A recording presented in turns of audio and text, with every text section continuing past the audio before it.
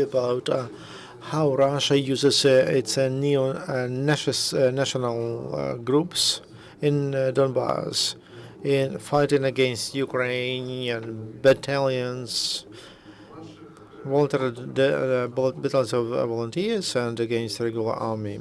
On Russian side, there were about 200 representatives of different neo-Nazi Russian groups. After that, in a week, our expert spoke, and expert on Vyacheslav Likhachev, expert on right radicals, and he spoke about Ukrainian neo-Nazis that fight on Ukrainian side in battalions Aidar, Donbass, and Azov. These materials I am going to give to you. That is, I took it from Vyacheslav Likhachev, expert on Chekhovtsov, who's working in Vienna now. His work is about relations between Russian right radical parties in Europe, and also on the base of works of Andres Onland, expert on right radical forces in Europe. It's not easy for me to talk here because what is called hybrid war, it's a much broader notion, because we have not only war hybrid, but all the rest. All information around this conflict is a hybrid between Russia and Ukraine. Микрофон ему отодвиньте, а то он микрофон жует прямо.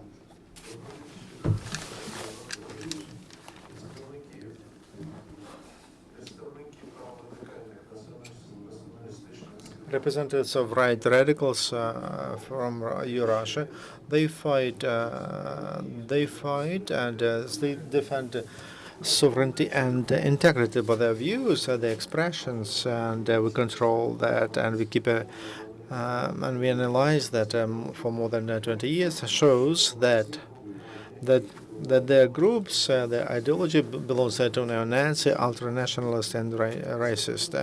And it's not a simple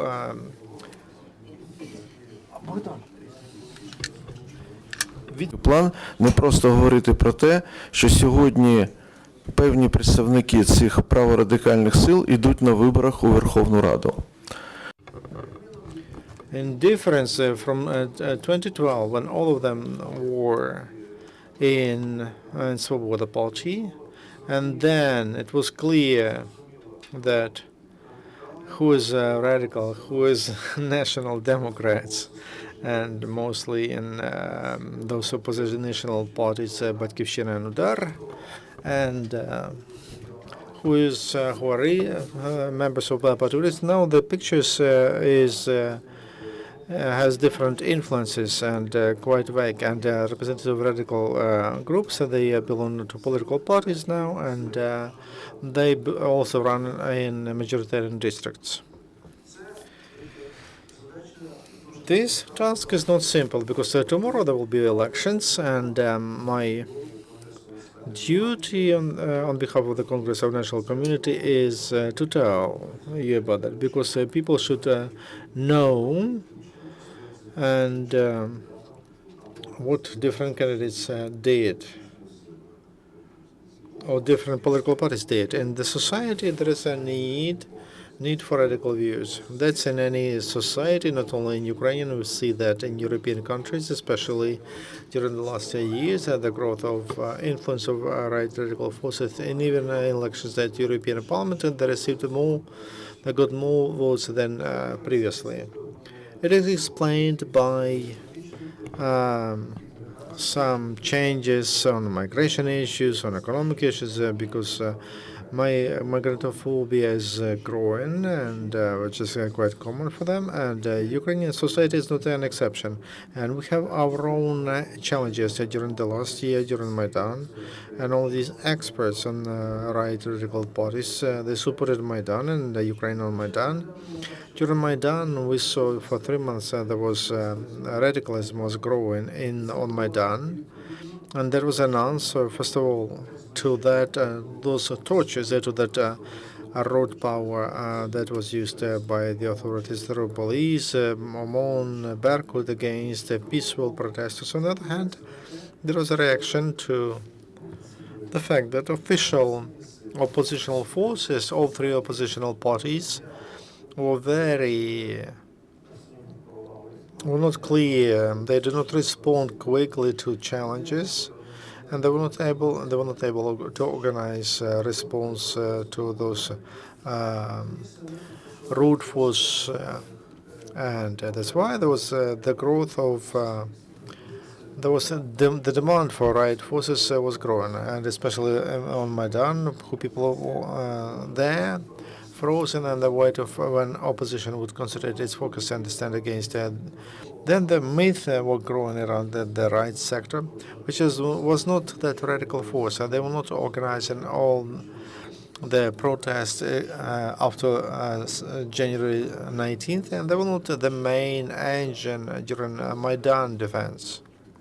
Because among 15,000 defenders of Maidan, and 3,900 they were there, right sector was they had not more than 500 people in February. But there was a myth, and it was used by Russian propaganda to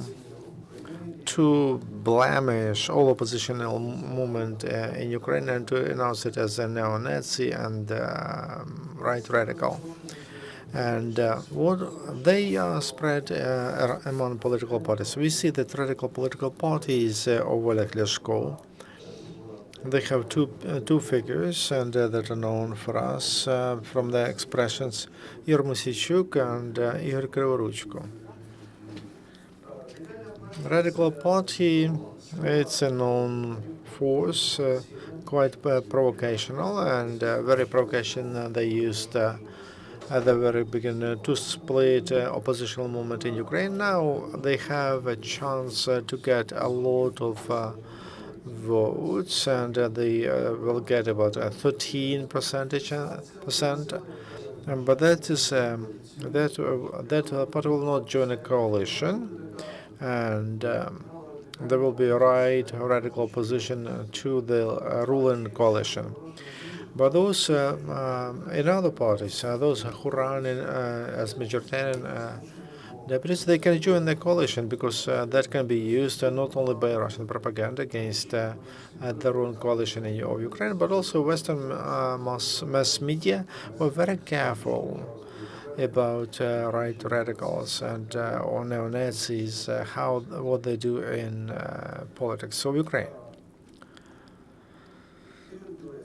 Igor Beletsky, who's running in District 217, and who's running not a battalion but a bigger unit.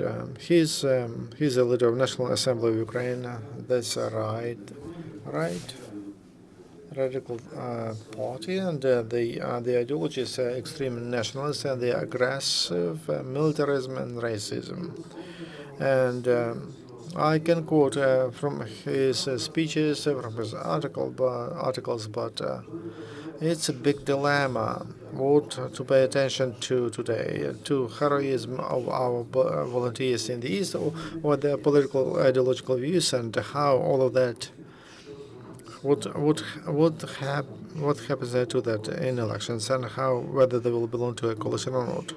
You see, if someone is brave and fighting, and there are hundreds, thousands of such people in the East, it doesn't mean there will be as good MPs in the parliament. But this is a political fashion. All political forces believe that they should include leaders of battalions, of regiments, and they want them to be among, to put them on the first 5 or among the first 10. That's not a good idea, because there was fashion for sportsmen, for singers, and those who are who bravely defend their motherland. Maybe it's not the worse than what we had before. On Obologne, for example, I saw this emblem of Azov battalion. This emblem is quite known among professionals on this wolf's hook or in mirror. It is used Bulgarian neo-Nazi party Golden Star. Greek neo-Nazi party, and they have lots of conflict, and they are against. It was dismissed recently in Greece. Now they created a different party with a different name, but this emblem that is a mirror reflection of Social National Assembly and Azov Regiment. The assembly is well known. It is in internet and it is in different documentaries that are made about war in the East, and that make us worry because this is a neo-Nazi emblem, and some of Nazis used them during World War II. What should we do to that? When I was asked during Yanukovych, and they told me that there are neo-Nazis in Ukraine. I told them after the first democratic elections, we'll decide what happens here. Who is extreme radical, who is neo-Nazi, and who is not. So we held in May. We held the first democratic elections, and tomorrow we'll have, I'm sure, the second democratic elections. And it's time to decide who deserves to represent people in Ukraine, in the parliament of Ukraine or not. There is a huge demand for radicalism. That demand 2 years ago was about on the level of 15%, and now it's higher, and there is aggression of Russia against Ukraine, and people are expecting the response to that Russian aggression, and also their views do not coincide with the views of different political forces I mentioned, but they're waiting for radical response to Russian aggression. That's why they believe to those forces that who say that they can defend Ukraine, they can fight off Russians. But in 2012, when radical party Svoboda was elected to the parliament, it was the most radical among legitimate political parties, and the parliament made it politically legitimate, and they stopped to be radical, they stopped to be nationals. And that's why tomorrow it may happen they will not be elected to the parliament. People got disappointed in with Svoboda, but they did not stand for national interest of Ukrainians, and like people expected from them, who voted for them in 2012. The same may happen with these radicals. Maybe the radical demagogy is just a road to a political to the parliament of Ukraine, and then, like all the radicals, they will move to the center. They will become interested in economic issues, and they stop to be radical and nationalists. And Ukraine needs.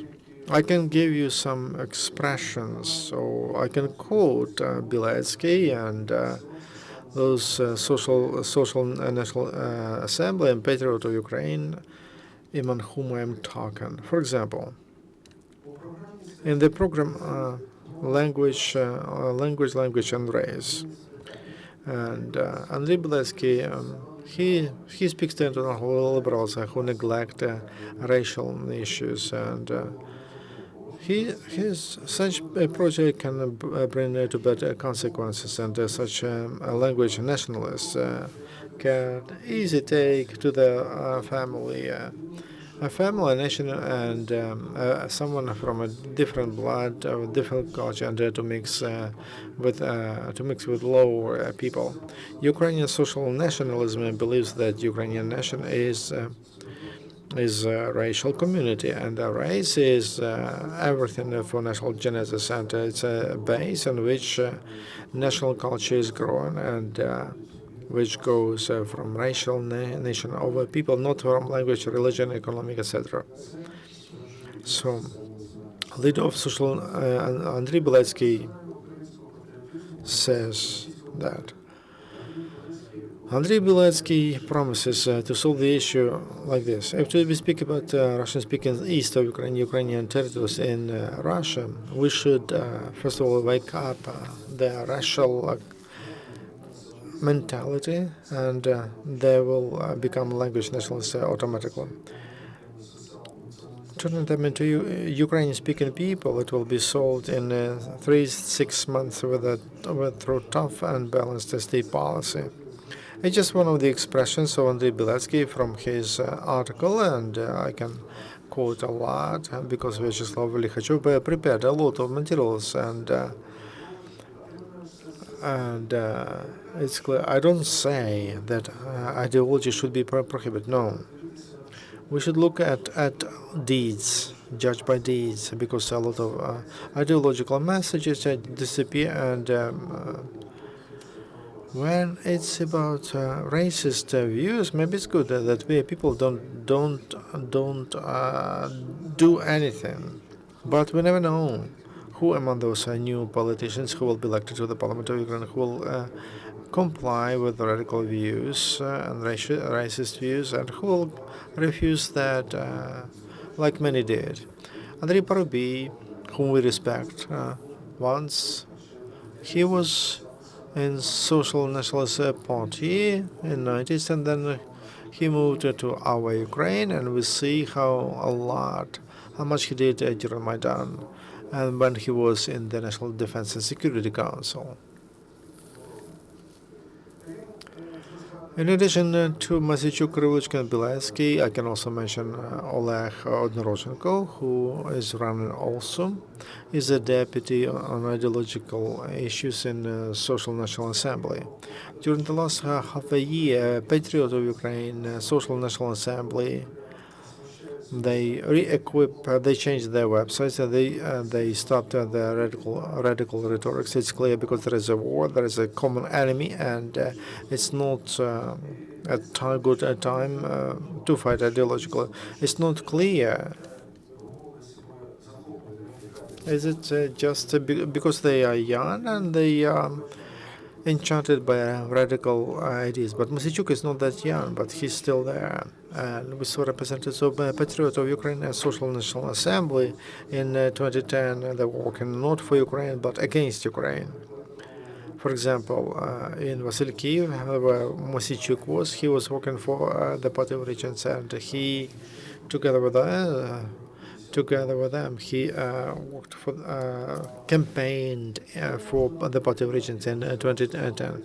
We can compare that with Golden Star, but much is better to compare them with groups on the street who behave like hooligans and who belong to different radical ideologies. I told you about the propaganda side of this. I don't know who needs national radicals in the parliament, Ukraine or Russia. Who needs them more? Who, using 3, 4, 5 radicals who will be elected to the parliament in the radical party on Michigan, they will use that during the propaganda, and they will blame all leadership of the coalition, the national radicals and neo-Nazis. We saw that during Maidan, when the opposition was announced as a neo-Nazist and fascist, and we see that now. And Russian propaganda has big resources, and Western propaganda is listening to them. I would like to share my personal feeling, because it's very difficult for me to cover this issue today here, but my friend, for many years, he's fighting in Azov battalion. He's a religious person, and he's a Jew. And there is a group in Azov, together with those whom they call our nationals. They believe that they are friends. And recently he came to Kiev, and he told me about this one story, which was on September 27 in Donetsk, when separatists, pro-Russian separatists, they are not separate, but collaborationists, because they cooperate with the Russian occupiers, and they were shooting some Ukrainian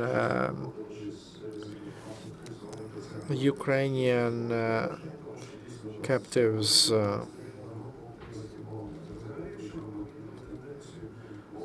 And they usually exchange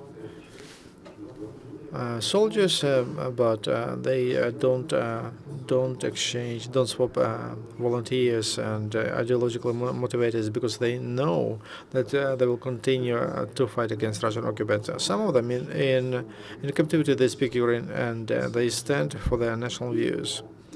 And I see a big dignity of these people there. They were killed by those representatives of DNR. In those intelligence officers, they were not able to do anything. There were a few of them. They saw their dignity. They were praying before they were killed. And the person who told me about that, he's a religious Jew. He told that he respects them for their behavior.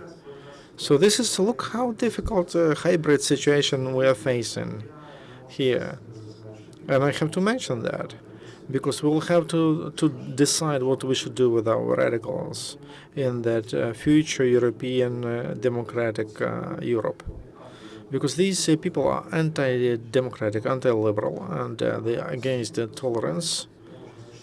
You can share their thoughts about migrants, about other people, other blood, other skin, and there is no need to be in the mainstream of Ukrainian life, political life. We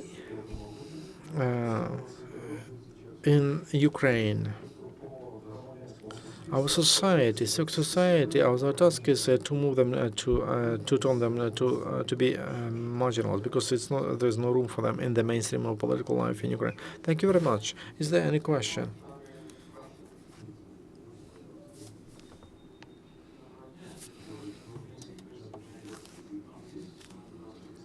I have a question.